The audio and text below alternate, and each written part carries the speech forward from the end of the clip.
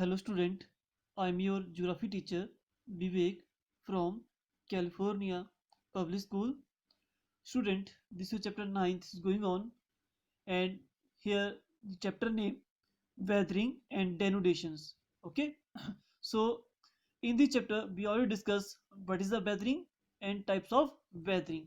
In types of weathering we discuss physical, chemical, and biological weathering. Okay, after that we discuss factor affecting the weathering. Okay, so now we start here new topic, that is the denudations.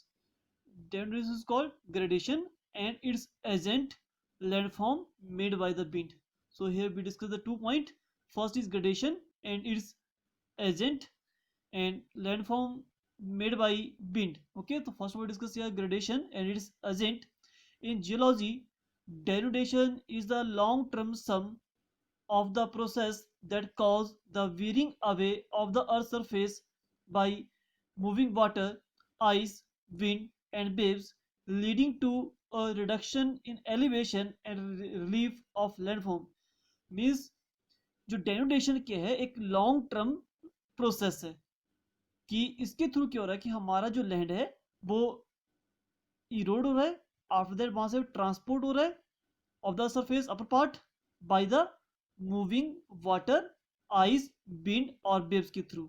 उसके through क्या हो रहा है, leading to a reduction in elevation. उसकी वजह से हमारी जो हाइट है उसमें रिडक्शन हो रही है, हाइट कम हो रही है, या कोई हमारा जो लैंडफॉर्म फीचर है उसकी हाइट लो हो रही है, वो आपकी ग्रेडेशन, वो आपका denudation. Just see this example, आपको यहाँ से अंडरस्टूड हो जाएगा कि व्हाट इज द ग्रेडेशन और what is the denudation. Mean suppose को दिस माउंटेन और इस हाइट 500 मीटर है. ओके, सो ये जो माउंटेन है इसके ऊपर जो फैक्टर्स जो अफेक्ट कर रहे हैं, जैसे like running water, ice, wind या वेव्स, ड्यू टू दैट इसकी ये मटेरियल यहाँ से इरोड हो रहा है, ट्रांसपोर्ट हो रहा है और उसकी हाइट जो है वो रिड्यूस हो रही है. सपोज को ये आपका जो माउंटेन की हाइट 500 मीटर है, लेकिन आफ्टर लॉन्ग टर्म के बाद की जो हाइट है वो रिड्यूस होके 280 मीटर रह गई है due to the erosion work of running water, ice, wind और वेव्स. तो इसी को बोलते हैं हम ग्रेडेशन या denudation. Means reduction in elevation, height का कम होना by the running water, ice, wind या वेव्स के थ्रू. ओके, इसी को बोलते हैं हम ग्रेडेशन और डेनुडेशन. मीन्स हमारे लैंड फीचर की हाइट का रिड्यूस होना. ओके, सो इन जियोलॉजिकल ये क्या लॉन्ग टर्म प्रोसेस है, ऐसा इमीडिएटली नहीं होता कि आपका जो लैंड है एक साथ ही हाइट कम हो जाए. स्लोली स्लोली प्रोसेस होती है और आफ्टर लॉन्ग टर्म के बाद इसकी हाइट लो हो जाती है. Okay, so any natural agent capable of transporting the eroded rock material is called agent of gradation. Any natural agent जिसके पास कैपेसिटी मटेरियल को यहाँ से इरोड करने की, ट्रांसपोर्ट करने की. ओके, हो सकता है वो रनिंग वाटर हो सकता है वो बाय द विंड आपका मटेरियल मूवमेंट कर रहा हो, या बाय द ग्लेशियर हो, या कोई प्लेस नियर द सी हो तो वहाँ सी वेव्स के थ्रू भी इरोजन हो सकता है. Okay, so any natural agent जिसके पास कैपेसिटी है, कैपेबल है वो ट्रांसपोर्ट करने के लिए इसको मटेरियल को, उसको होते हैं agent of gradations.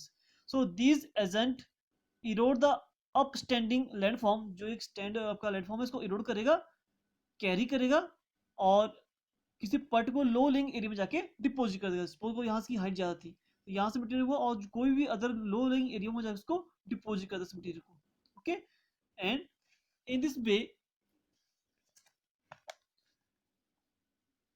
in this way they perform the work of erosion, transportation and deposition.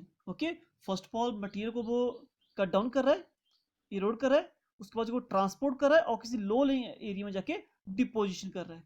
उसमें तीनों प्रोसेस वर्क कर रही है, इरोजन, ट्रांसपोर्टेशन और deposition. Okay, so for performing these task they get their energy from the sun.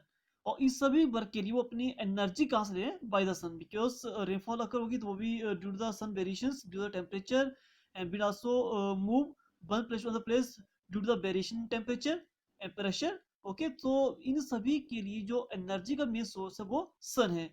And force of gravity also contribute to their being active agent. Means जो agent जो work कर रहे हैं इसके लिए कहीं ना कहीं हमारी जो ग्रेविटेशन फोर्स है आल्सो कंट्रीब्यूट कर रही है. ओके, और chief agent of gradation, the main agent कौन से हैं, रनिंग वाटर, ग्लेशियर, विंड और सी waves. Clear? This is your gradation and its agent. Gradation means reduction of height of landform features. और किसके थ्रू हाइट रिड्यूस हो रही है? By the running water, by the glacier, by the wind और by the sea waves. And landform made by wind. So work of wind is more prominent in desert areas. अब देखो wind के through जो हमारे पास landform features बने उनकी बात हो रही है यहाँ पर. ओके, और विंड होती है वो फास्टली ब्लो करती है इन द जहां प्रेशर लो होता है. प्रेशर वेयर लो हो. और प्रेशर लो कहाँ होता है? बिकॉज यू नो कि टेम्परेचर और pressure always opposite to each other. ये प्रेशर लो तो टेम्परेचर क्या होगा उस एरिया का? हाई होगा. ओके, सो इन डेजर्ट में क्या होता है? टेम्परेचर टू मच हाई होता है. और जितना टेम्परेचर हाई होता है उतना प्रेशर लो होता है. और always keep in the mind कि प्रेशर जितना लो होगा उतनी विंड फास्टली ब्लो करेगी, और जितना प्रेशर हाई होगा उतनी विंड आपका कामली स्टेबल रहेगी. Okay, so here pressure low होता है इन द डेजर्ट क्योंकि टेम्परेचर वहां पर हाई है. So that's why this type of land features occur specially in the desert areas where soil particles are loose due to the lack of moistures. और in desert region में क्या होता है? आपका जो सैंड होता है वो लूज पार्टिकल्स होते हैं क्योंकि वहां पर मॉइस्चर कम होता है और वाटर की डेफिशिएंसी होती है. सो ड्यू टू दैट वहां पर पार्टिकल्स होते हैं सॉइल के वो लूज होते हैं. सैंड, यू नो सैंड कितने लूज पार्टिकल्स होते हैं. And the gradational role of the wind result two kind of landform feature. अब जब मटेरियल लूज होगा और विंड फास्टली ब्लो करेगी, सो अकॉर्डिंग टू दैट वहां पर टू टाइप्स ऑफ फीचर्स बनते हैं, इरोजनल और depositional features. Okay, so first of all बात करें हम इरोजनल वर्क ऑफ विंड की. So erosion take place when loose particles laying on the ground. जब आपके लूज पार्टिकल जो है वो ग्राउंड के ऊपर पड़े हुए and laying on the ground are lifted off and taken away by the strong wind. जब विंड फास्टली ब्लो करेगी इसके ऊपर से तो उसको वो लिफ्ट करेगी और कैरी करेगी. Okay, in course of time जब ये रेगुलरली प्रोसेस होती रहेगी, so a hollow is formed in the desert surface. तो जिस इस सरफेस के ऊपर जो आपके यहाँ पे लूज पार्टिकल्स है यहाँ से जब कैरी हो जाएगा तो यहाँ पे एक स्मॉल सा होलो, एक होल जैसा बन जाएगा, एक डिप्रेस एरिया बन जाएगा. ओके, सरफेस इसको बोलते हैं इरोडेड विंड इरोडेड बेसिन. जो एक स्मॉल सा होलो बन जाएगा उसको बोलते हैं हम विंड इरोडेड बेसिन. ओके, सब एक क्वेश्चन आता है कि define the term wind eroded basin. तो आप लिखोगे erosion take place when the loose particles laying on the ground, loose particle पड़े एंड आर लिफ्टेड ऑफ, वो लिफ्ट होते हैं and taken away by the stock wind, और stock wind उसको वहीं से उठा के ले जाती है. और जब रेगुलरली प्रोसेस होती रहेगी आफ्टर लॉन्ग टाइम के बाद, सो एक स्मॉल सा होल क्रिएट हो जाएगा, एक डिप्रेस एरिया क्रिएट हो जाएगा वहां पर, उसको बोलते हैं हम विंड इरोडेड बेसिन. ओके, और some time removal of sand through deflation lead to formation of large depression in desert. So जैसी है this is your desert region और यहाँ पर क्या है? सैंड है. और जब यहाँ से फास्टली विंड ब्लो करिए तो यहाँ पर जो कैरी करके किसी और प्लेस में डिपोजिट कर देगी. लेकिन जहाँ से वो कैरी करे हमारे एक स्मॉल होलो बन जाता है, उसको हमने नाम दिया wind eroded basin. And some time अगर कंटिन्यूसली विंड आपकी इरोड करती रहेगी तो एक लार्ज होलो बन जाता है, लार्ज डिप्रेस एरिया बन जाता है. ओके, और उसी लार्ज डिप्रेस एरिया को नाम दिया था डिफ्लेशन, डिफ्लेशन होलो. डिफ्लेशन होता है बाय द विंड, जो डिप्रेस एरिया जो फीचर्स बन रहे हैं. ओके, होलो मींस एक स्मॉल सा होल क्रिएट हो जाता है. Okay, we some time removal of sand through deflation lead to formation of large depression in the desert. और उसी डिप्रेस एरिया को बोलते हैं हम, जब यहाँ से मटेरियल रेगुलर कैरी होता रहेगा तो एक वहां पर डीपेस्ट पॉइंट बन जाएगा, एक क्रिएट होल हो जाएगा और उसी को डिफ्लेशन होलो बोलते हैं. ओके, ये आपका इरोजनल फीचर्स. अब बात करें डिपोजिशनल की. सो यू नो टॉक कि आपका ये सैंड डेजर्ट है, अगर मटेरियल यहाँ पर जैसे उसको क्या करिए कैरी कर रही है तो कहीं ना कहीं उसका डिपोजिशन भी होगी, जहाँ की स्पीड जो है विंड की कम हो जाएगी, या बीच में कोई ऑब्स्टेकल आ जाएगी, कोई ट्री या ऑल द थिंग कुछ आ जाएगी तो वहां पर उसको नीचे सर डाउन कर देगी. और वहां पर डिपोजिट होने से बहुत सारे फीचर्स क्रिएट हो जाते हैं, उनके बारे में बात करते हैं यहाँ पर. So deposition is a geological process by which material is added to a landform और लैंड मास. कि मींस यहाँ पर डिपोजिट के थ्रू मटेरियल ऐड होगा, यहाँ से कैरी हो रहा था और यहाँ पर डिपोजिट होगा. So transportation capacity of wind depend upon the velocity, the speed of wind.